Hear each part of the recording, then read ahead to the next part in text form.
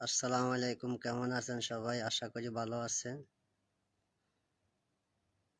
কমলনগর ৪ আসনের এমপি আসামউদ্দিন নিজাম, যাকে সবাই ভালোবাসে, কমলনগরের, যার অনেক জনপ্রিয়তা, বাংলাদেশের একজন।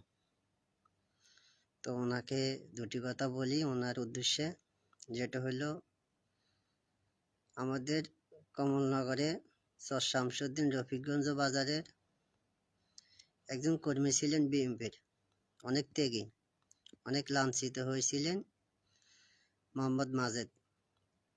তিনি মারা গেছিলেন, আজকে 2 বছর হয়েছিলেন।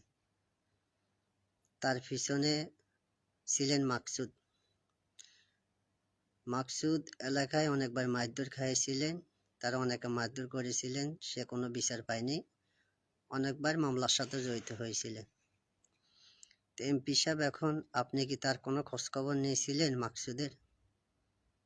মাকসুদ তো আপনার পিছনের একজন, যে মাকসুদ আপনার দলের জন্য অনেক কাজ করেছিলেন, মাজেদ, মাকসুদ, তারা।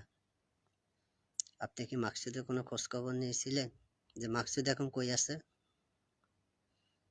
আজকে আপনার পিছনে অনেক লোক, অনেক জনপ্রিয়তা, যারা কিন্তু 16 বছর আগে ছিল না, এখন তারা অনেক জনপ্রিয়তা পেয়ে গেছেন আপনার পিছে হাঁটি। তো যারা কাজ করেছিলেন মূলত দলের জন্য, আপনি তাদের খোঁজখবর একটু নেবেন। আপনার কাছে বিনীত অনুরোধ রইল যে মাকসুদের দলের জন্য কাজ করার সুযোগ দেন। মাকসুদ আপনার দলের কাজ করে এলাকা ছাড়া হয়েছে, মামলা হামলা জড়িত হয়েছে, তারা অনেকবার এলাকার লোকে মারধর করেছিল, সে কোনো বিচার পায় নাই। আপনি একটু তার খবর নেবেন। যদি ভালো লাগে সবাই ভিডিওটা শেয়ার করবেন, যেন এমপি সাহেব দেখতে পায়।